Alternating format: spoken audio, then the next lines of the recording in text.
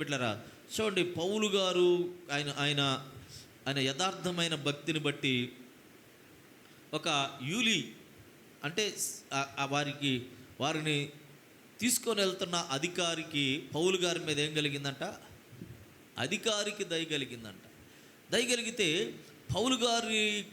పౌలు గారికి సంబంధించిన కొంతమందితో కలిసే అవకాశాన్ని ఇచ్చాడంట. కొంతమందితో కలిసే అవకాశం ఇచ్చాడంట.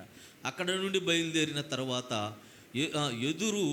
ఎదురుగా గాలి కొట్టుచున్నందున కుప్రా చాటున ఓడ నడిపించితిమి అంటున్నాడు. వారు ఆ ఓడలో ప్రయాణమై వెళ్తూ ఉండగా వాళ్ళకి ఏం కొట్టిందంటే ఎదురుగాలి కొట్టిందంట. ఓడలో ఎదురుగాలి కొడితే ఓడ ప్రయాణము కొనసాగదు.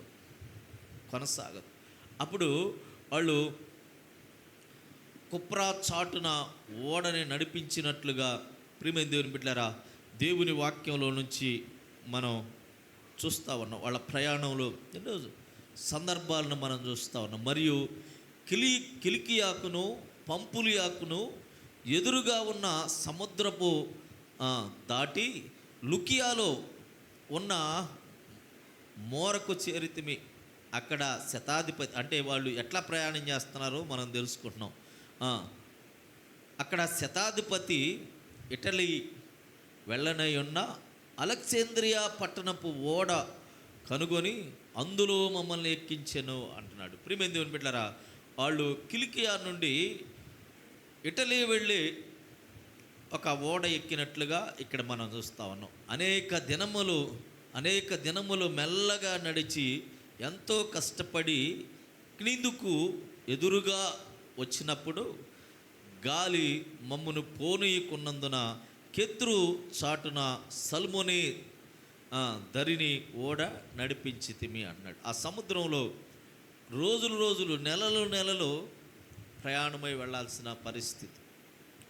ఆ పరిస్థితుల్లో వారికి కలుగుతున్న అడ్డంకులు, గాలి మమ్మల్ని వెళ్ళనీయలేదు, మమ్మల్ని పోనీయకున్నందుకు కెత్రు చాటున సల్మోన్లో దరిని ఓడ నడిపించితిమి. బహు కష్టపడి దాన్ని దాటి మంచిరేవులు అను ఒక స్థలమునకు చేరితిమి. దాని దగ్గర లసయ్య పట్టణం ఉండెను. ప్రియమైన దేవుని బిడ్డలారా, బహు కష్టపడి వాళ్ళు ఏం చేశారంట? దాన్ని దాటి మంచిరేవు అనే ఒక చోటుకి వెళ్ళారంట. మంచి రేవు అనే చోటుకి వాళ్ళు వచ్చినట్లుగా మనం చూస్తూ ఉన్నాం.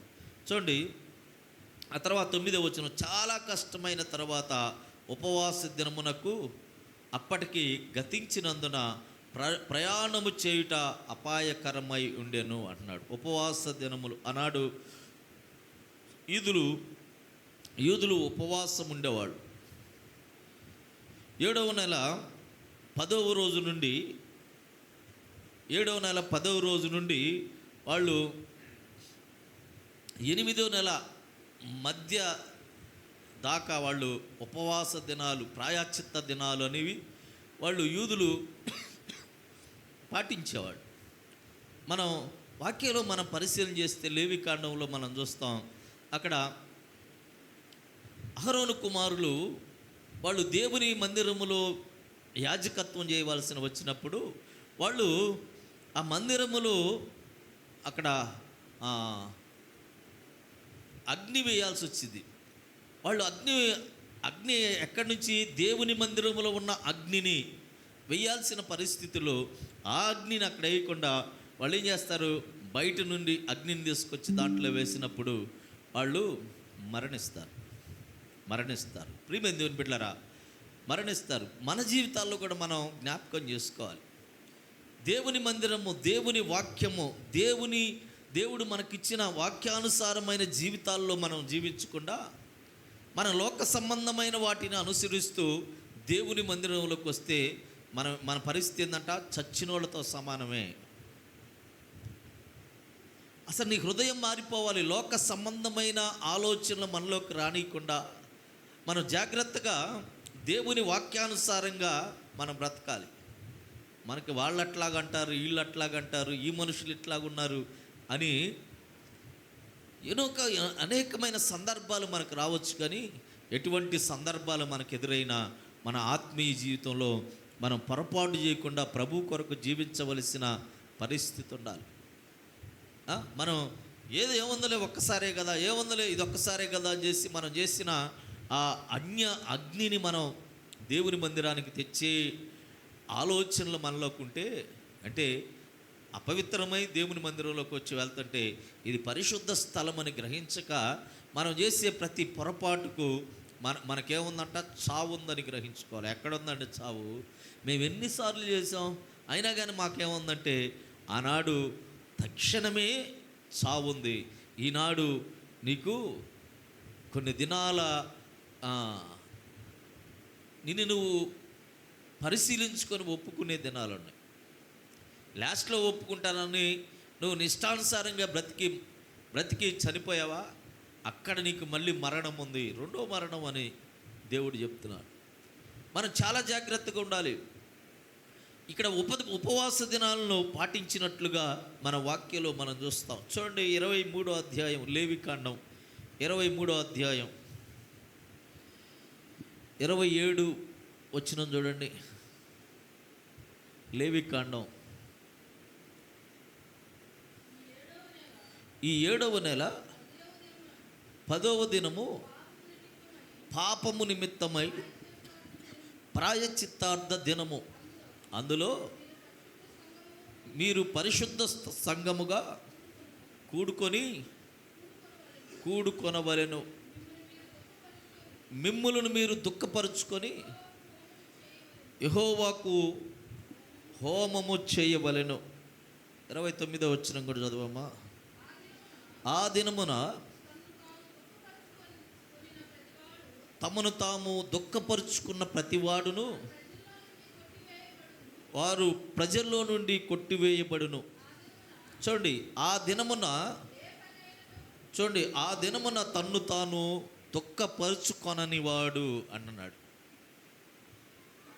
ప్రాయశ్చిత్త దినము అంటే మనం ఒక విధంగా చెప్పుకుందాం, విజ్ఞాపన ప్రార్థన, లేకపోతే పరిశుద్ధాత్మ కూడిక, లేకపోతే ప్రాయశ్చిత్తం అంటే శనివారం మనం విజ్ఞాపన చేస్తాం. మన దోషాలు మన పాపాలు ఒప్పుకోవాలి. ఆ దినాన దేవుని సన్నిధిలో మనం లేకపోతే మనం ఒప్పుకున్నట్టయిద్దా? చాలామంది నిర్లక్ష్యంగా ఉంటున్నాడు. మనం బల్లా ఇస్తున్నాం కదా అని కొంతమంది మానేస్తున్నారు. దానివల్ల ఇప్పుడు నీకు మరణం రాకపోవచ్చు, రోగాలు మటుకు ఖచ్చితంగా వస్తాయి. మన హృదయంగా పరిశుద్ధంగా లేకపోతే, మన అంతరంగమందు ప్రభువును ఆరాధించే మనసు లేకపోతే, దేవుని సన్నిధికి వచ్చినంతసేపు అట్లా బ్రతికి దేవుణ్ణి విడిచిన తర్వాత, దేవుని మందిరాన్ని విడిచిన తర్వాత నీ మాట సరిగా లేకపోతే, నీ ఆలోచన సరిగా లేకపోతే దానికి తగిన ప్రతిఫలాన్ని మనం అనుభవించక తప్పదు.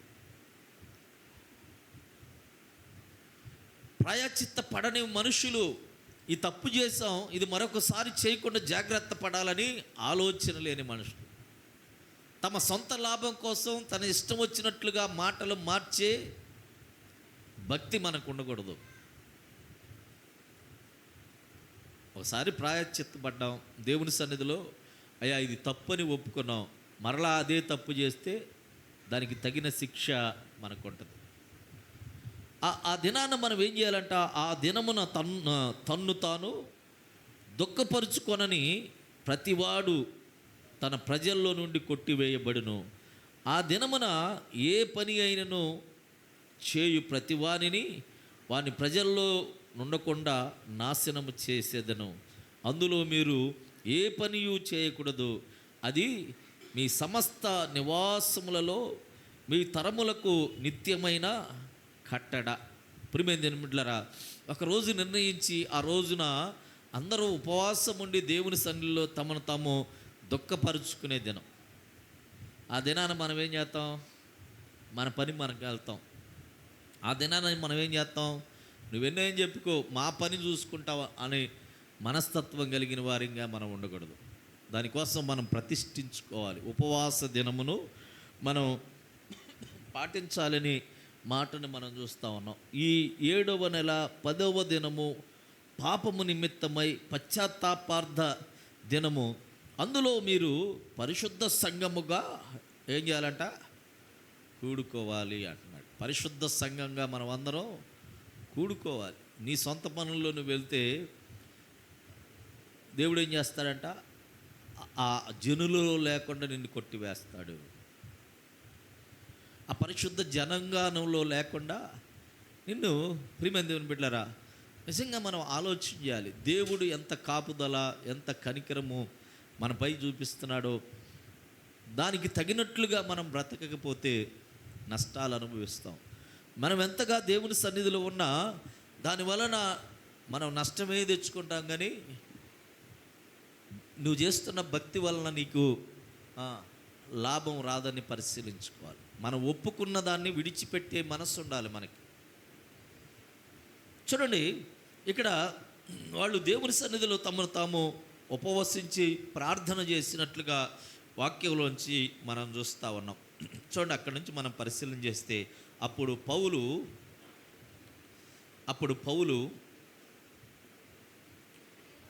చాలా కాలమైన తర్వాత ఉపవాస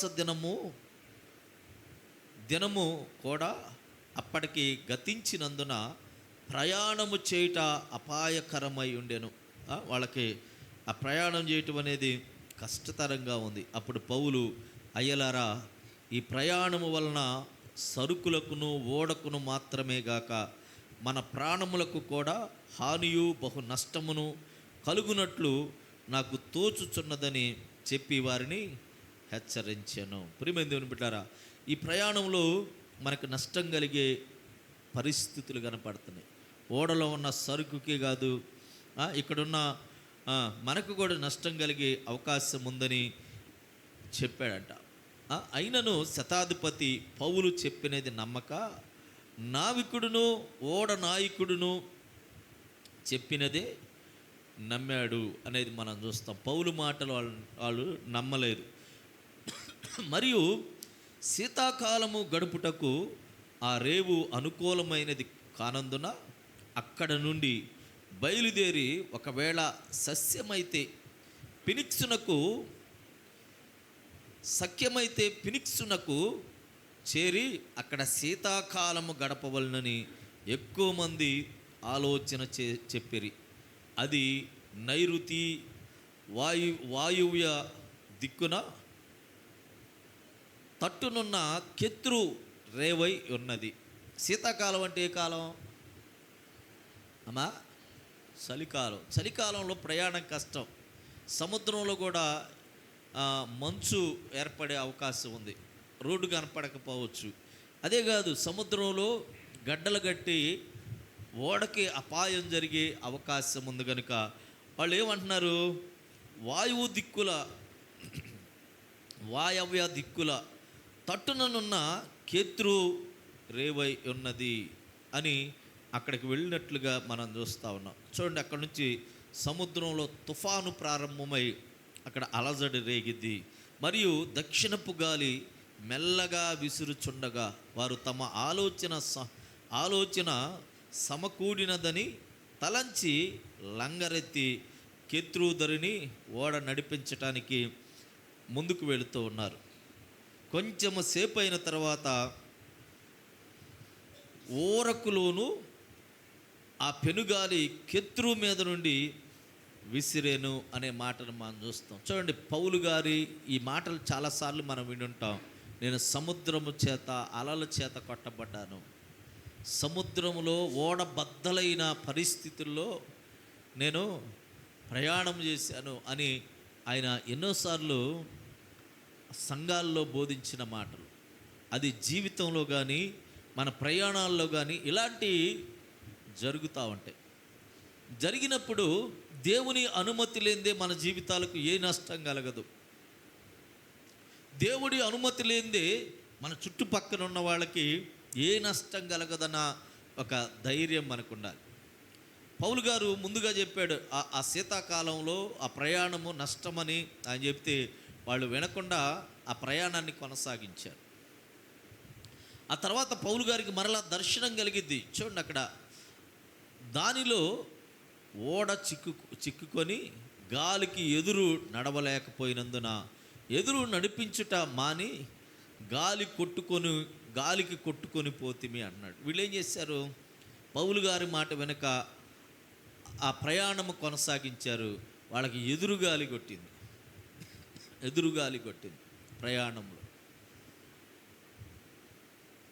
అక్కడ సేవకుడు దేవుని దర్శనం కలిగిన వాడు, దేవుడే ముఖాముఖిగా మాట్లాడిన పౌలు గారి మాట వినలేదు. మనం కూడా చాలామంది దేవుని మాట వినం. అసలు వాళ్ళు చెప్పే మాట లక్ష్య పెట్టం. ఎవరన్నా చెవుల్లో ఏదన్నా ఊదారా దాని మటుకు డంకు కొట్టుకుంటూ తిరుగుతాం. అరే వాళ్ళు మా ఎదుట ఎంతో కాలంగా ఉన్నారు, వాళ్ళు దేవుని వాక్యాన్ని బోధించే వాళ్ళు నష్టం కలిగే పని మనకు చేయరు, వాళ్ళు క్షేమాన్ని కోరేవాళ్ళు, వాళ్ళు మన స్థితిగతులలో కూడా మనల్ని బలపరిచి దేవుని వైపు తిప్పేవాళ్ళు అని నమ్మరు. ఎవరన్నా బయటోళ్ళు వాళ్ళు అంట కదా అంటే ఒక్క మాట అంటే చాలు, దాన్ని సెలవులు పలవలు చేసి ఒక పుస్తకం రాసుకొని రెడీగా ఉంటుంది. ఎవరైనా ఫోన్ చేస్తారా వాళ్ళకి చెవులో ఓదటానికి. అసలు ఎన్ని మాటలు కల్పిస్తారో వీళ్ళు. అదే దేవుని సన్నిధిలో ప్రార్థన చేయండి అమ్మా అంటే, మమ్మల్ని దీవించండి, మా ఆయన దీవించండి, మేము ఎన్ని తప్పులు చేసినా మాకు సమృద్ధిని దయచేయండి అనేది తప్పితే ఒక విధేయతతో కూడిన, విశ్వాసంతో కూడిన, ఆత్మ సంబంధమైన ప్రార్థన జీవితాన్ని మనం కలిగి ఉన్నాం. మన దగ్గర ఉన్న వాళ్ళు, మన పక్షంగా ఉన్నవాళ్ళు ఎవరో తెలియకపోతే మనకేం కలిగిద్ది? నష్టమే కలిగింది. నష్టం చేసేవాడిని నమ్ముతావు కానీ క్షేమాన్ని కలుగు చేసేవాడిని నమ్మవు. ప్రియ దేవుని బిడ్డలారా, వీళ్ళు కూడా ఆయన మాటను నమ్మక ప్రయాణం వెళ్తూ ఉంటే వాళ్ళకి ఏం కలిగిందంట? ఎదురుగాలి కలిగింది. ఎదురుగాలి తగిలిద్ది. అది ఖచ్చితం. దేవునికి వ్యతిరేకంగా మనం చేసే పనులను బట్టి నష్టమే కలిగిద్ది. కానీ కొంతకాలం అది లాభంగా అనిపించవచ్చు, కొంతకాలము మనకి క్షేమాన్ని కలిగించేదిగా అనిపించవచ్చు, కొంతకాలం వాళ్ళని ఇబ్బంది పెట్టామని అనిపించవచ్చు. కానీ తర్వాత మనమేందో, మన బ్రతికేందో తర్వాత బయటపడింది. కనుకనే ప్రియమైన దేవుని బిడ్డలారా, దేవుని మాటలు, దేవుని సేవకుని నుండి వచ్చే మాటలు మనము తీసుకోవాలి, వాటిని బట్టి నడుచుకోవాలి, వారిని నమ్మి ముందుకు కొనసాగే వారిగా ఉండాలి. అక్కడ చూడండి, తర్వాత కౌదా అనబడిన ఒక చిన్న ద్వీపము చాటున దాన్ని నడిపింపగా పడవను భద్రపరుచుకొనుట బహు కష్టతరమాయను. తర్వాత వాళ్ళకి చూడండి ఎన్ని ఇబ్బందులు, ఎన్ని కష్టతరమైన పరిస్థితులు వాళ్ళు ఎదుర్కొంటూ ప్రయాణం చేస్తున్నారు. దాన్ని పైకెత్తి కట్టిన తర్వాత త్రాళ్ళు మొదలైనవి తీసుకొని ఓడ చుట్టూ బిగించి కట్టిరి. మరియు సూతిసను ఇసుక తిప్ప మీద పడుదుమేమో అని భయపడి ఓడ చాపలో దింపివేసి కొట్టుకొని పోయిరి అంటున్నాడు. ఎన్ని ఇబ్బందులు చూడండి, ఎన్ని ఇబ్బందులు. దేవుడి కోసం ఈయన ఇబ్బందులు పెడుతున్నాడు. ఆయన కనుక ఒక్క మాట, నేను దీని గురించి ప్రకటించను, ఆయన గురించి మాట్లాడను అని ఒక మాట అంటే ఆయన క్షేమంగా ఆ యెరూషలేములోనే క్షేమంగా ఉండేవాడు. కానీ ఈయన దేవుని కొరకు నిలిచినప్పుడు ఆయన్ని తిప్పి మనుషులందరూ తిప్పి అయినా కానీ ఆయన భయపడలేదు. ఆయన దేవుని యందు విశ్వాసం ఉంచి ముందుకు కొనసాగుతూనే ఉన్నాడు. చూడండి, మిక్కిలి పెద్ద గాలి కొట్టుచున్నందున మరునాడు సరుకులు పారవేయసాగిరి. ఆయన ముందే చెప్పాడు ఈ మాట, అయ్యా ఈ సరుకులు ఇటు వలన కొంచెం ఇబ్బంది కలిగే అవకాశం ఉందని చెప్పాడు ఆయన. వాళ్ళు ఆ మాట వినకుండానే బయలుదేరి వెళ్ళారు కనుక మధ్యలో దైవ సేవకుడు ఉన్నాడు. ఆయన్ని ఈ వ్యక్తి నమ్మాడు. ఎవరు? యూలి అనే శతాధిపతి నమ్మాడు కనుకనే తన స్నేహితుల దగ్గరికి వెళ్ళి మాట్లాడి వచ్చేటట్లుగా అవకాశం ఇచ్చాడు. ప్రియమైన దేవుని బిడ్డలారా, కొన్ని దినములు అక్కడ చూడండి, కొన్ని దినములు సూర్యుడైనను నక్షత్రములైనను కనపడక పెద్ద గాలి మా మీద కొట్టినందున ప్రాణములతో తప్పించుకుందుమను ఆశ బొత్తిగా పోయెను. వారు బహుకాలము భోజనము లేక ఉన్నందున పౌలు వారి మధ్యను నిలిచి, అయ్యలారా, మీరు నా మాట విని కెత్రు నుండి బయలుదేరకయే ఉండవలసింది అంటున్నాడు. కెత్రులో ఉన్నప్పుడే చెప్పాను కదా, ఇదిగో మనకేదో ప్రమాదం జరగబోతా ఉంది, మన ఓడ మునిగిపోయే ప్రమాదం ఉంది, ఓడలో ఉన్న సరుకులన్నీ మునిగిపోయే ప్రమాదం ఉంది అని చెప్తే మీరు వినలేదు. మనం కూడా వినాం. ప్రమాదం ఉందంటే వినాం. ప్రమాదం తెచ్చుకున్న దాకా, ఆ నష్టం అనుభవించిన దాకా, ఆ వేదన అనుభవించిన దాకా దేవుని మాటలు వినాం మనం కూడా. ప్రియ దేవుని బిడ్డలారా, చూడండి, ఇప్పుడైనను ధైర్యము తెచ్చుకొనుడని మిమ్మును వేడుకొనుచున్నాను. ఓడకే గాని మీలో ఎవని ప్రాణమునకు హాని కలగదు.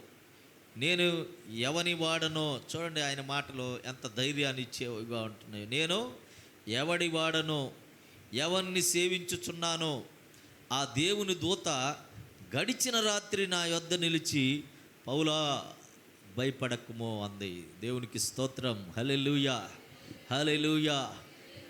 మనం సేవిస్తున్న దేవుని మీద ఆ విశ్వాసం మనకు ఉండాలి. ఆ విశ్వాసం మనకుంటే మనము భయపడాల్సిన అవసరం లేదు. ఏ స్థితిలో అయినా మనము భయపడక దేవునితో నడవగలుగుతాం. చూడండి, 23వ అధ్యాయంలో 11వ వచనంలో ఒక మాటని మనం చూస్తాం. చూడండి, 23వ అధ్యాయం 11వ వచనం. ఆ రాత్రి ప్రభువు అతని యొద్ద నిలుచుండి, ధైర్యముగా ఉండుము, యెరూషలేములో నన్ను గూర్చి నీవెలాగు సాక్ష్యమిచ్చితవో అలాగున రోమాలో కూడా. ప్రియమైన దేవుని బిడ్డలారా, దేవుడు ఎవరిలో అయితే ఉంటారో వాళ్ళు ఎట్లా ఉంటారంట? సాక్షులుగా ఉంటారు. వాళ్ళు దేవుని విషయంలో భయపడరు. దేవుని మాట చెప్పాలంటే కొంతమందికి సిగ్గు. దేవుని గురించి మాట్లాడాలంటే వాళ్ళకి నోరు పెగలదు. ఇంకా ఇతర విషయాల ఇంకా నువ్వు ఎదుటోడు మాట్లాడు, వాడికి తల బాదుకొని ఎందుకు వచ్చాను వీడి దగ్గరికి అనుకునేటట్టు వాడు చెవుల్లోంచి రక్తం తెప్పిస్తావు. అదే వాడు దేవుని విషయాలు చెబితే నువ్వు బారిపోతావు. ఎదుటోడు దేవుని విషయాలు ఎత్తాడా మనం బారిపోతాం. అది దేవుని పిల్లల లక్షణం కాదు. ఎవరిలో దేవుడు ఉంటారో వాళ్ళు ధైర్యంగా నిలబడి దేవుని వాక్యాన్ని ప్రకటిస్తారు. అది అన్యుడైనా, మనల్ని కొట్టేవాడైనా, మనల్ని హింసించేవాడైనా, మన బాధ పెట్టేవాడైనా దేవుడు మనలో ఉన్నాడు కనుక ఆ దేవుని మాటలు చెప్పటానికి మనం భయపడము. ప్రియమైన దేవుని బిడ్డలారా, అక్కడ పౌలు గారు తెలియజేస్తున్న ఈ మాటలు మనం వింటా ఉన్నాం. ఇప్పుడైనా ధైర్యం తెచ్చుకోండి. నేను ఎవని వాడనో, ఎవరిని సేవించుచున్నానో ఆ దేవుని దూత గడిచిన రాత్రి నా యొద్ద నిలిచి, పౌలా భయపడమాకు అని చెప్పింది. జరగబోయే పరిస్థితులను పౌలుకి తెలియజేస్తూ ఉంది. ప్రియమైన దేవుని బిడ్డలారా, నష్టాన్ని కలిగించే పనులు దేవుడు చేయడు. చూడండి, దానియేలు గ్రంథంలో కూడా ఒక మాట చూస్తాం. 6వ అధ్యాయం 16వ వచనం.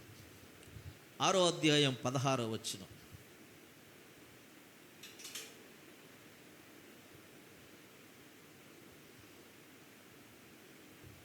దానియేలు గ్రంథం 6వ అధ్యాయం 16వ వచనం. అంతటా రాజు ఆజ్ఞ ఇయ్యగా, అమ్మా, బంట్రోతులు దానియేలును పట్టుకొని పోయి సింహపు గృహలో పడద్రోయిగా. చూడండి, అక్కడ నీవు రాజు అంటున్నాడు, అక్కడ ఆజ్ఞ ఉంది. ఎవరైనా ఆ ప్రతిమకు కాకుండా ఎవరికైనా ప్రార్థన చేస్తే సింహాల్లో బోన్లో వేయాలనే ఆజ్ఞ ఉంది. ఈయన చేశాడు, నా దేవుడు నన్ను సింహాల్లో బోన్లో అయిని, అగ్నిలో అయిని, ఏ చోట అయినా అయిని, నా దేవుడిని నేను ఆరాధిస్తాను, నా దేవుడిని నేను గణపరుస్తాను, నా మనసు కలిగిన వాడు గనుక. సిగ్గుపడితే పని జరగదు. సిగ్గుపడితే ఓడిపోయావు. సిగ్గుపడితే నీ దేవుని దృష్టిలో నుంచి నువ్వు పక్కకు తొలగిపోయావు. సిగ్గుపడితే నువ్వు నీ దేవుణ్ణి అవమానపరిచిన వాడు అవుతావు. ఏనా సిగ్గుపడక నేను ఎవని వాడునో, ఎవరిని సేవించుచున్నానో అన్నట్లుగానే దానియేలు కూడా అదే పరిస్థితిలో సింహాల బోనులో పడినప్పటికీ నేను నా దేవుణ్ణి మాత్రమే ఆరాధిస్తా అన్నాడు. ప్రియదేవుని బిడ్డలారా, ఇంకా ఇంకా చాలామంది వీటిలోంచి బయటికి రావట్లా. ఈ కుటుంబం అండి, నా పిల్లలండి, నా స్థితి అండి, నేను బాగుపడాలండి అనే ఆలోచనలోనే ఉంటున్నారు. కానీ దేవుని పక్షంగా నిలవాలన్న ఆలోచన, నా పిల్లల మీద మాట పడినండి, వారి మీద మాట పడినండి అది అనుకుంటున్నాం. కానీ దేవుని మీద ఎన్ని పడినా కానీ ఇబ్బంది లేకుండా ఉన్నాడు. నువ్వు సేవిస్తుంది ఎవరిని? నువ్వు సేవిస్తుంది ఎవరిని? ఆ దేవుని కొరకు నువ్వు నిలబడితే ప్రియమైన దేవుని బిడ్డలారా, దేవుడు గొప్ప కార్యాలు నీ ఎడల చూడగలడు. చూడండి, రోమీయులకు రాసిన పత్రిక 1వ అధ్యాయం 9వ వచనాన్ని కూడా మనం పరిశీలన చేస్తే, రోమీయులకు రాసిన పత్రిక 1వ అధ్యాయం, ఇప్పుడు ఎలాగైనను ఆటంకము లేకుండా మీ వద్దకు వచ్చుటకు దేవుని చిత్తము వలన నాకు వీలు కలుగునేమో అని నా ప్రార్థనల యందు ఎల్లప్పుడూ ఆయనను బ్రతిమాలు కొనుచు మిమ్మల్ని గూర్చి ఎడతెగక జ్ఞాపకము చేసుకొని చున్నాను. అందుకు ఆయన కుమారుని స్వార్థ విషయమై నేను నా ఆత్మయందు సేవించుచున్న దేవుడే నాకు సాక్షి. నేను ఎట్లా మీ గురించి ప్రార్థన చేస్తున్నాను, ఎట్లా సువార్త ప్రకటించడానికి నేను నిలబెడుతున్నాను, దానంతటికి సాక్షి ఎవరంట? దానంతటికి సాక్షి దేవుడే. నీకు నాకు కూడా సాక్షి ఎవరు? దేవుడే. నీ మనస్తత్వము, నీ ఆలోచన, నీ క్రియలు, మన క్రియలు ఎట్లాగున్నాయో దానికి సాక్షి ఎవరంట? దేవుడే. కాదు, నీ పక్క 2 రోజులు నీ గురించి మంచిగా చెప్పవచ్చు, 3వ రోజు ఆమె మామూలుది కాదమ్మో, మనిషి ఉండటానికి ఎంతే ఉంటుంది కానీ మామూలు మనిషి కాదని అని నీ గురించి చెప్పే అవకాశం. అదే దేవుడు మనకు సాక్షి అయితే ఆయన నమ్మదగిన వాడు, నమ్మకమైన వాడు కనుక అన్ని విషయాల్లో మన పక్షంగా నిలబడతాడు. మనుషులు నిన్ను విడిచిపెట్టి వెళ్ళిపోవచ్చు, జనులు నిన్ను విడిచిపెట్టి వెళ్ళిపోవచ్చు, నీ అన్నవారు నా అన్నవారు నిన్ను విడిచిపెట్టి వెళ్ళిపోవచ్చు. కానీ దేవుడు నమ్మదగిన వాడు, ఆయనే నాకు సాక్షి అంటున్నాడు. నా ఆత్మయందు సేవించుచున్న దేవుడే నాకు సాక్షి. ప్రియమైన దేవుని బిడ్డలారా, మన అంతరంగం మారాలి, మన దేవుడు కొరకు నిలబడాలి. దేవుడు మనకి సాక్షి అయి ఉన్నాడు, మనుషులు సాక్ష్యం కాదు. యేసుప్రభు అంటాడు, నా గురించి ఒకళ్ళు సాక్ష్యం చెప్పాల్సిన అవసరం లేదంట. మన గురించి ఒకళ్ళు సాక్ష్యం చెప్పాల్సిన అవసరం లేదు. మనకు సాక్షి ఎవరంట? దేవుడే అనే మాటను మనం వింటా ఉన్నాం. తిమోతికి రాసిన 2వ పత్రికలో కూడా, తిమోతికి రాసిన 2వ పత్రిక 1వ అధ్యాయం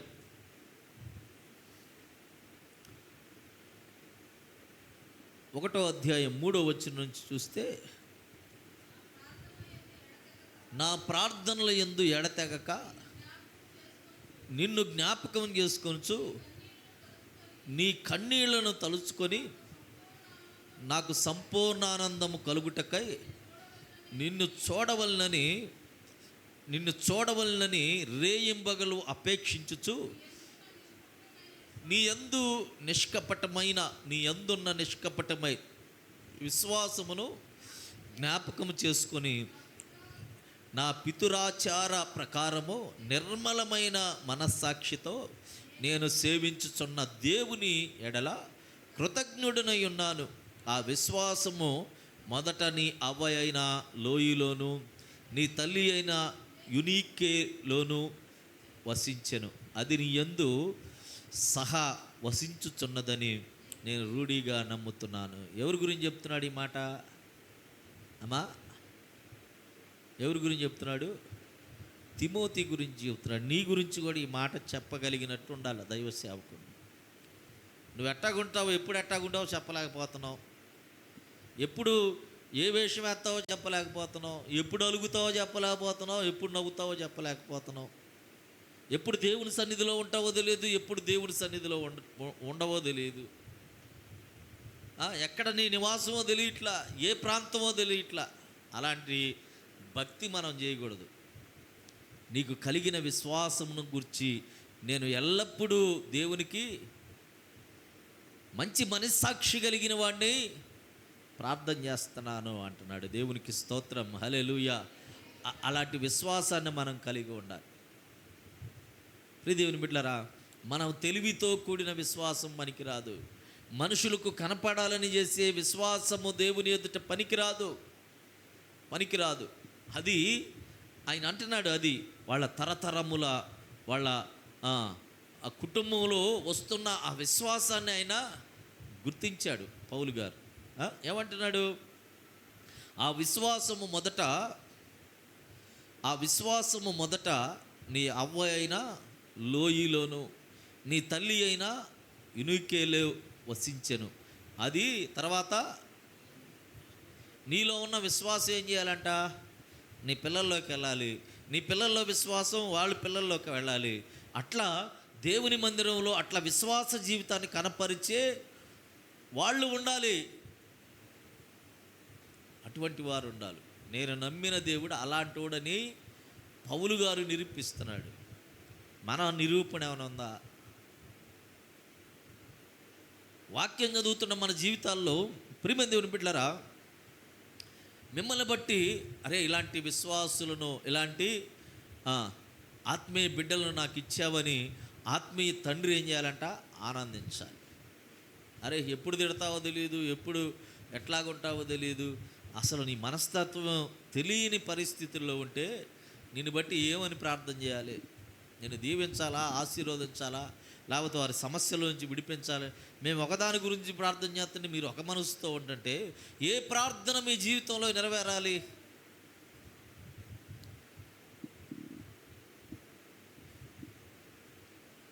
నువ్వు నిలబడిన చోట నీ మందిరములో ఉన్న ఆ ప్రతిష్ట అనుభవము, ఆ స్కిల్స్ ఏమంటారు వాటిని, అక్కడున్న రూల్స్, నీ మందిరంలో ఉన్న రూల్స్ నువ్వు పాటించగలుగుతున్నావా? పాటించలేనప్పుడు నువ్వు ఓడిపోయావు, నీ సేవకుడిని ఓడగొట్టావు, దేవుణ్ణి కూడా అవమానించిన వ్యక్తి అయిపోయావు. ఆ రూల్స్ ఉంటాయి, సంఘానికి రూల్స్ ఉంటాయి. ఆ రూల్స్ తప్పి నడిచినంత కాలం మనము విశ్వాసం అని చెప్పుకోవడానికి కూడా అర్హత లేదు. ఆ బల్లలో చేయి వేయటానికి కూడా అర్హత లేదు. ఈ పులిపేట మీద నుంచి, ఈ దేవుని స్థానంలో నుంచి వస్తున్న ఈ మాట నువ్వు అంగీకరించినంత కాలము నువ్వు దేవుని బిడ్డవి కానే కాదు. అవిశ్వాస కంటే ఇంకా భ్రష్టత్వం కలిగిన వ్యక్తిగా మారిపోతుంది. ఈ పులిపేట మీద నుంచి వస్తున్న ప్రతి మాట మన జీవితంలో నెరవేరాలి. మనం దాన్ని అనుసరించాలి. ఆ కట్టడలు, ఆ విధులు ప్రతి ఒక్కరు గైకొనాలి. నీకు ఒక రూలు, నాకు ఒక రూలు ఉండకూడదు. నువ్వు ఒక ఆలోచనతో, నేను ఒక ఆలోచనతో ఉండకూడదు దేవుని సంఘంలో. పౌలు గారు వాళ్ళ అమ్మని ఆ తిమోతిని చూసినప్పుడు, ఎలాంటి విశ్వాసి నాకు దొరికినందుకు అంటాడు. ఫస్ట్ తిమోతి అనే పౌలు చివరికి అంటాడు, సేవకుడా అంటాడు, దైవజనుడా అంటాడు. ప్రియమైన దేవుని బిడ్డలారా, దేవుని వాక్యం చెప్పేవాడే కాదు కానీ దైవజనులను పోలి నడుచుకుంటున్న మీరు కూడా ఎవరు? దైవజనులే. దేవుణ్ణి మోస్తున్న వాళ్ళే, దేవుణ్ణి ప్రకటిస్తున్న వాళ్ళే. వాక్యం చెప్తేనే కాదు, ఆ వాక్య ప్రకారం జీవించే వాళ్ళందరూ దేవుని సంబంధులు. అట్లా ప్రియమైన దేవుని బిడ్డలారా, పౌలు గారు అంటున్న ఈ మాట మన హృదయంలో, నేను ఎవని వాడనో, మనం ఎవరి వాళ్ళం? ఆ కుటుంబానికి సంబంధించిన వాళ్ళం కాదు, ఒక ఇంటి పేరుకి సంబంధించిన వాళ్ళం కాదు, ఒక కులానికి సంబంధించిన వాళ్ళం కాదు. మా ఇంటి పేరు వాళ్ళందరూ ఒక పార్టీ అండి, మా కులం వాళ్ళందరూ ఒక పార్టీ అండి కాదు.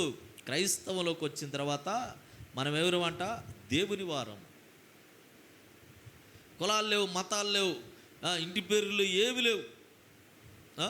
నేను ఎవడి వాడునో, ఎవరిని సేవించుచున్నానో ఆ దేవుని దూత గడిచిన రాత్రి నా యొద్ద నిలిచి, పౌలా భయపడకము, నీవు కైసరు ఎదుట నిలవవలసి ఉన్నది అంటున్నాడు. దేవునికి స్తోత్రం, హల్లెలూయా. ఈ పరిస్థితులు, ఎన్ని ఆటంకాలు, సముద్రంలో ఎన్ని గందరగోళాలు జరిగినాయి, నువ్వు మటుకు ఆ కైసరు ఎదుట నిలవబడతావు. ఆ కైసరు ఎదుట నాకు సాక్షిగా నిలబడతావు. నన్ను నా జీవితాన్ని, నా పరిస్థితులను అక్కడ తెలియజేయటానికి నువ్వు అక్కడ నిలవబడతావు. అంటే నీకే ప్రమాదం జరగదు అని తెలియజేసిన ఈ మాటలు మనం వింటున్నాం. నీవు కైసరు ఎదుట నిలవవలసి ఉన్నది. ఇదిగో నీతో కూడా ఓడలో ప్రయాణమైపోవచ్చున్న వారందరినీ దేవుడు నీకు అనుగ్రహించి ఉన్నాడని నాతో చెప్పాను అంటున్నాడు. దేవునికి స్తోత్రం. హల్లెలూయా, హల్లెలూయా. ప్రియమైన దేవుని బిడ్డలారా, అందరం ఖైదీలు. ఎక్కడుంది? ఖైదీలకి పౌలు సువార్త చెప్పాడా లేదా? చెప్పాడు.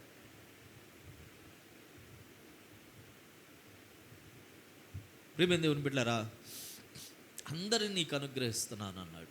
ఏ ఒక్కరు కూడా ఆ సముద్రంలో ఆ ఓడ తాకికి, అలల తాకిడికి, ఆ గాలికి మీరు చనిపోరు. నువ్వు ముఖ్యంగా కైసరు ఎదుట నిలవవలసి ఉంది. అక్కడ నీకు నీకు పని ఉంది. అక్కడ నువ్వు పని చేయవలసిన వాడు అక్కడ కైసరు ఎదుట నిలవవలసి ఉన్నది అంటున్నాడు. మన పని ఉంది. ఇంకా నువ్వు బ్రతుకున్నావంటే నీ వల్ల ఉపయోగం లేదని కాదు, నీ వలన దేవుడికి ఏదో ఉపయోగం ఉంది కాబట్టే నిన్ను బ్రతికించాడు. ఆ ఉపయోగం ఏందో తెలుసుకొని దేవుని కొరకు నిలబడాలి. మనం దేవుని కొరకు ప్రయాసపడాలి. పౌలు గారు చేసింది అదే. పౌలు గారు పడిన ప్రయాస అదే. నేను మరణించి వెడలిపోయి దేవునితో ఉండాలని నాకు ఉంది, కానీ ఈ శరీరంలో ఉండటం ఇంకా క్షేమముగా ఉంది. అనేక మందికి సువార్తని చెప్పి దేవుని వైపు మళ్ళించడానికి. నువ్వెందుకు అయ్యా నన్ను బతికి, అయ్యా ప్రభువా నన్ను బతికి, అయ్యా నన్ను నా కోసం ప్రార్థన చేయి, బతకాలన్నావు. బతికి ఏం చేస్తున్నావు నువ్వు? అమ్మా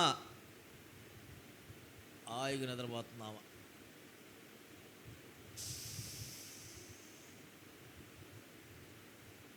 ఆమె బతికింది ఎందుకు? హాయిగా నిద్రపోవటానికి.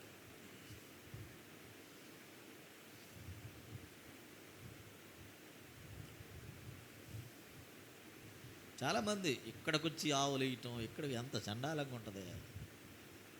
దేవుని మందిరంలో ఆవులు వేయటం ఏంది? దేవుని మందిరంలో నిద్రపోవటం ఏంది? అరే దేవుడే నీతో సూటిగా మాట్లాడుతున్న నిద్ర అట్టా వచ్చింది. ఎవరన్నా ఎదురు కూర్చొని మాట్లాడుతున్నారు అంటావా? ఏంది మళ్ళీ చెప్పు అంటావు. ఎవరెవరు అడుగుతావు. మరి ఎక్కడికి వచ్చారు ఏడలేని నిద్ర, ఏడలేని బాధలు.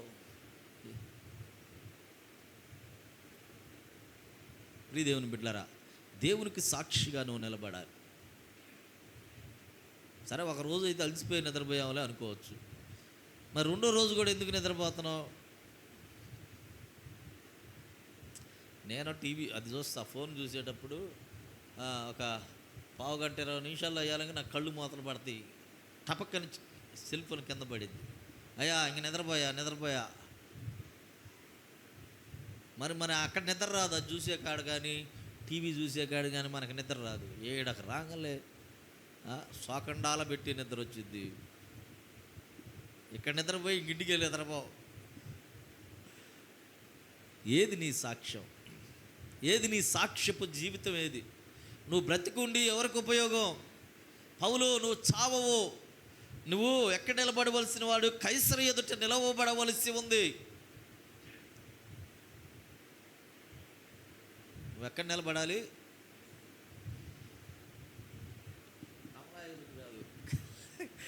కైసరు ఎదుట. పెరుగు ప్యాకెట్, మజ్జిగ ప్యాకెట్, నూనె ప్యాకెట్ వెళ్ళి ఆమె ఎదుట నిలబడటానికి కాదు నిన్ను ఎన్నుకుంది దేవుడు. కైసరు ఎదుట. నీకు చదువు లేకపోవచ్చు, జ్ఞానం లేకపోవచ్చు, దేవుడు నీలో ఉంటే నిన్ను రాజుల ఎదుట నిలవబెట్టగలిగిన శక్తివంతుడు నీ దేవుడు. అది మర్చిపోయాం కనుకనే మనం అనామకుల్లాగా, అందరిలో ఒకళ్ళలాగా, అన్యజనులతో మనం కూడా పోలి నడుచుకుంటున్నాం. కానీ నువ్వు ప్రత్యేకమని నమ్మట్లా. అక్కడ పౌలు గారు కాకుండా ఇంకా 14 మంది ఉన్నారు. ఏ ఒక్కరు కూడా తప్పిపోరు, అందరూ నీకు అప్పగిస్తున్నాను అని ఎవరితో చెబుతున్నాడు? పౌలు గారితో చెబుతున్నాడు దేవుడు. నువ్వు నిలవాలి, కైసరు ఎదుట నిలవవలసి ఉంది. అక్కడ నువ్వు వారితో చెప్పవలసిన విషయాలు ఉన్నాయి కనుక నువ్వు చావో బ్రతికే ఉంటావు. చావుతో పోరాడి వచ్చావు కదా, పోరాడి వచ్చిన నీవు బ్రతికున్న ఈ కాలంలో దేనికోసం పోరాడుతున్నావు? మళ్ళీ అదే ఆ గిన్నె తీసుకెళ్ళి ఇక్కడ ఇటు, ఈ గిన్నె తీసుకెళ్ళి అక్కడ ఇటు, అది తెచ్చి ఇక్కడ ఇటు, ఇది ఇక్కడ తెచ్చి, అదే పని అయిపోయింది. కానీ దేవుని కోసం పనిచేయాలని రాటలా. ఈ పెద్దవాళ్ళు ఉన్నారే అన్నట్టే ఉంది. కానీ వ్యవహారం ఏంది ఈ పెద్దవాళ్ళ వ్యవహారం? ఒకళ్ళకి సాక్షిగా నిలబడలేకపోతున్నారు. ఆమె ముసలామె ఎన్నడు చచ్చిద్దో నోరు బాగుండదో, తిట్లు బాగుండో, అసలు ఏం చెప్పిద్దో వాళ్ళే అంత కోరుకుంటున్నారు పాపం. మరి సైతాన్ ఎంత కోరుకుంటుంది నీ గురించి? ప్రియ దేవుని బిడ్డలారా, నువ్వు నిలవాలి. ఎవరు ఎదుట?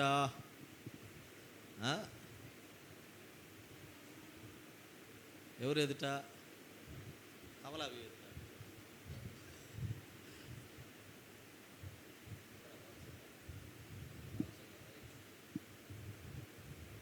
నిలవాలి, కైసరు ఎదుట నిలవవలసి ఉన్నది అని చెప్తున్న ఈ మాటలు మనం వింటా ఉన్నాం. చూడండి, అక్కడ అంటున్నాడు, ఏ ఒక్కరు కూడా నీకు అనుగ్రహించి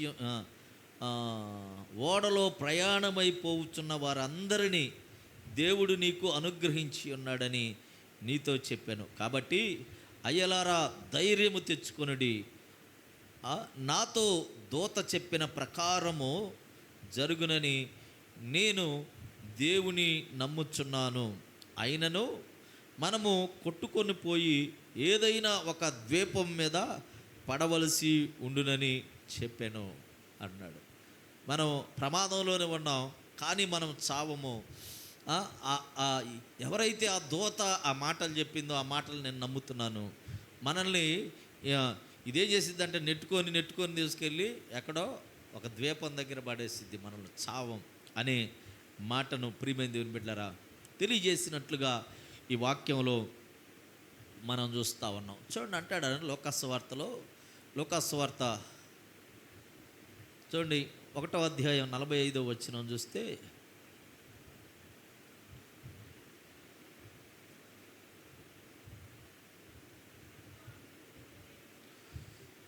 ప్రభువు ఆమెకు తెలియజేయుచున్న మాటలు సిద్ధించునుగాక. కనుక చూడండి, దేవుడు ఏ మాట అయితే చెప్పాడో ఆ మాటలు ఏం జరుగుతాయి అంట? జరుగుతాయి అని నమ్మాలి మనం. దేవుని వాక్యముని వినపడుతున్నప్పుడు, దేవుని మాట్లాడుతున్న ప్రతి మాట మనం ఏం చేయాలి? హృదయపూర్వకంగా హృదయంలోకి తీసుకుంటే అవి జరుగుతాయి. నువ్వు ఏడా వదిలిపెట్టి వెళ్తే ఏం జరుగుతాయి? నువ్వు వింటున్న మాట నాది, దేవుడు నాతో మాట్లాడాడు, ఆ మాట నేను స్వీకరించాలి అని కనుక మనం ఆ మాటను తీసుకుంటే సిద్ధిస్తాయి, మన జీవితాల్లో జరుగుతాయి. దేవుని మాటను నమ్మేవాళ్ళు తక్కువైపోయారు ఈనాడు. పాస్టర్ గారు ఆడ కూర్చొని అంటున్నాడు, అన్న ఎంత లోతైన మాటలు చెప్పినా ప్రజలకు ఎక్కట్లేదు. వాళ్ళ పనులు, వాళ్ళ అవిశ్వాసంలో, వాళ్ళ అజ్ఞానంలో మిగిలిపోతున్నారు. కానీ దేవుని వైపు మరలి దేవుని కొరకు జీవించేవాళ్ళు తక్కువైపోయారు. ఏ మాట కూడా పట్టించుకోవట్లే. ఎంత లోతుగా తీసుకెళ్ళి వాక్యం చెప్పినా వాళ్ళు ఏం చేస్తున్నారు? విడిచిపెడుతున్నారే కానీ వినయంతో అంగీకరించట్లేదు. అప్పుడు మేము మాట్లాడుకుంటాం, ఎంతమంది వెళ్తారు పరలోకానికి? మా డిస్కషన్ అదే, మా ముగ్గురు కూర్చుంటే తగాదే మా ఇంట్లో. దేని గురించి అంటే తిండి లేదనో, అది లేదనో, ఇది లేదని కాదు, సంఘం మీద, సంఘంలో ఉన్న పరిస్థితులు. ఎంతమంది పరలోకానికి వెళ్తాడు? దేవుని రాకట రాబోతుంది, ఎంతమందిని పరలోకం మనం తీసుకెళ్ళగలదు మనకు తెలియదు కదా. ఎవరి మనసు ఎట్లాగుందో మనకు తెలియదు. ఎవరి మనసు దేవుని మీద ఆనుకుందో దేవుడిది. మనం సూచాయిగా చెప్పగలం. ఎందుకు? దేవుని మాట వినని వాళ్ళందరూ దేవుని రాజ్యంలో ప్రవేశించరు. మనం ఒక మాట చెబితే వింటలేదు, వినని వాళ్ళు దేవుని రాజ్యంలో ప్రవేశించరు. ఒక రూల్స్, ఒక పట్టుదల, ఒక విశ్వాసం, ఒక విధేయత కలిగి దేవుళ్ళు ఉంటున్నారంటే ఉండట్లా. వాళ్ళ పద్ధతి వాళ్ళదే. నువ్వెన్ని వాగుకో, ఎన్ని మాటలు చెప్పుకో, వాళ్ళు వింటలేదు కనుక వినని వాళ్ళు ఎక్కడికి వెళ్తారు? అమ్మా క్యా జాతా, నరకం క్యూ జాతా.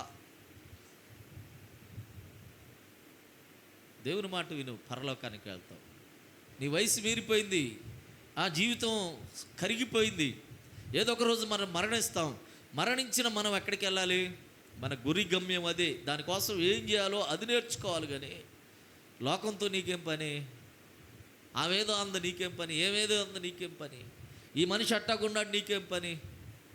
మనుషులను పట్టించుకోవటం మానేయండి. మానేస్తేనే మనం ప్రశాంతంగా ఉండగలం. అంతకుముందు ఎవరన్నా ఏమన్నా అనుకున్నారంటే నాకు ఇంకా నిద్ర పట్టేది కాదు. నైట్ అంతా ఆమె ఏంది అట్టగైపోయింది, ఏమైంది ఎట్ట చేస్తుంది, వాడేంది అట్టగైపోయాడని ఆలోచించేవాడిని.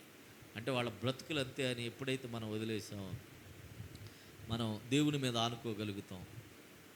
లేకపోతే వాళ్ళ మీద ఆనుకొని మన మైండ్ పాడై బీపీలు, షుగర్లు మనకు వస్తాయి. దేవుని మీద ఆనుకోవటం మనకు మేలు. దేవుని మీద ఆనుకోవటం, మనం దేవుడే ఏదైనా చేయగలిగిన వాడని ప్రియమైన దేవుని బిడ్డలారా మనం నమ్మాలి.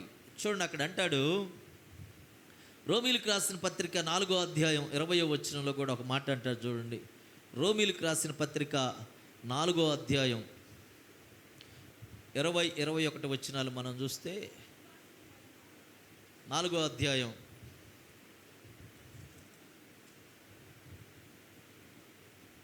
అవిశ్వాసము వలన దేవుని వాగ్దానమును గూర్చి సందేహింపక. దేవుని మాట, దేవుని వాగ్దానం మనకు వస్తుందంటే సందేహించామంటే అది అవిశ్వాసుల లక్షణం. అవిశ్వాసము వలన దేవుని వాగ్దానమును గూర్చి సందేహింపక దేవుని మహిమపరిచి ఆయన వాగ్దానము చేసిన దాన్ని నెరవేర్చుటకు సమర్థుడని రూఢిగా విశ్వసించి విశ్వాసము వలన బలము నొందెను. దేవునికి స్తోత్రం, హల్లెలూయా. ఆయన ఎవరంట? వాగ్దానం చేసిన వాడు, నమ్మదగిన దేవుడని మనం నమ్మాలి. దాన్ని నెరవేర్చుటకు సమర్థుడైన దేవుడని నమ్మాలి. నువ్వు ఎన్నో సార్లు దేవుడు సన్నిధిలో ఉంటున్నావు కానీ నమ్మకం కుదరట్లేదు నీకు. నువ్వు నమ్మితే గొప్ప కార్యాలు చూస్తావు అన్నాడు ఆయన. ఏదే? నమ్మితే గొప్ప కార్యాలు చూస్తావు. వాగ్దానం చేసిన దేవుడు నమ్మదగిన వాడు, ఆయన దాన్ని నెరవేర్చుటకు సమర్థుడు అని గనక మనం నమ్మితే, ప్రియ దేవుని బిడ్డలారా, దేవుడు గొప్ప కార్యాలు మన ఎడల చేస్తాడు. ఒక మాట చదివి ప్రార్థన చేద్దాం. తిమోతికి రాసిన 2వ పత్రిక 1వ అధ్యాయం 12వ వచనం. ఆ హేతువు చేత ఈ శ్రమలు అనుభవించుచున్నాము కానీ నేను నమ్మిన వాణ్ణి ఎరుగుదును గనక సిగ్గుపడను. నేను ఆయన నాకు అప్పగించిన దాన్ని రాబోవుచున్న ఆ దినము వరకు